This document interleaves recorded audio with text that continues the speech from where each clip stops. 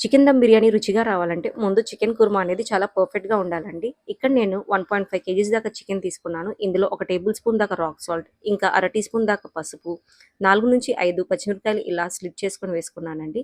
ఇప్పుడు ఇందులోనే 3-4 table spoon దాకా అల్లం వెల్లుల్లి పేస్ట్ వేసుకోవాలి. వేసుకొని ఇలా చేత్తో బాగా కలుపుకోవాలి.